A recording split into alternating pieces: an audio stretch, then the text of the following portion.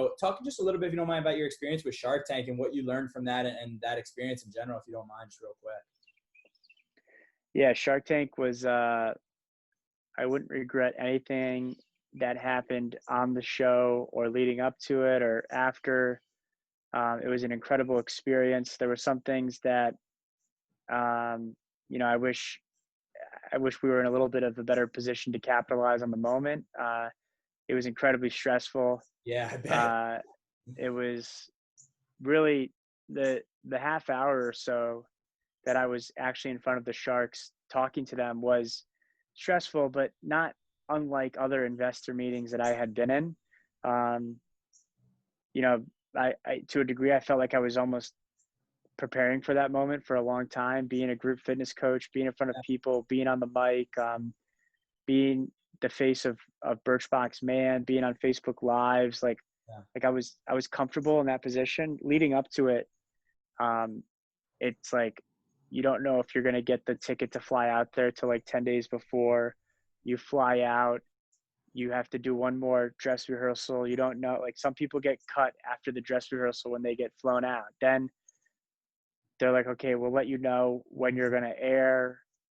Um, if you air, there's a chance that you might not air, and we'll give you like a 2 week heads up when you do. So after I walked off the set, I didn't hear from the Shark Tank producers for 6 months. I thought that Wow. because I didn't get an offer. And that was fine. I mean, I would have loved to have partnered with Mark or maybe Loy or Mr. Wonderful, but after telling them my story a little bit, and this doesn't really come through in the edit, but they were nice to me, and I think they're like, wait, you used to work at Bloomingdale's and Birchbox, and you went to business school, and you've gotten this far on your own. It's not really clear Hmm. why you need one of us. And I tried to say, well, like an unlimited line of credit would be nice to help scale, but they're right. The Sharks make shark-like deals, Hmm. and it's been, with Sweat from Home, we have a couple investors that are actually interested, and the fact that I've made it this far, completely bootstrapping with Swoverall, is like the shiny investor money is always kind of lucrative, but there's a beauty to scaling a little slower.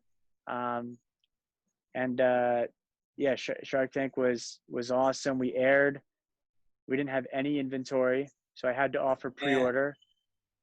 We've since re-aired like 5 times, I think, and we haven't really had inventory. Like what's kind of happened, and it's like really frustrating. Shark, they give you no heads up when you're airing, especially for re-airs, and a lot of people come to our site. We have out of stock notifications. They sign up for the out of stock notifications. We finally get more inventory. We email those people. We'll have a couple huge days where people have been waiting. We're Uh-huh. almost completely sold out. We re-air again on Shark Tank, and people come to our site, and there's nothing there. Um, I've been able to kind of negotiate better payment terms with my suppliers, but like when people are asking for 25 or 30% upfront, and then you have to pay the rest of the order when they're ready to deliver, it's very difficult to order the amount of product that you probably think you can sell versus what you can afford. Sure. So it's been, I mean, I don't regret any of it. As I said, it was a wild ride.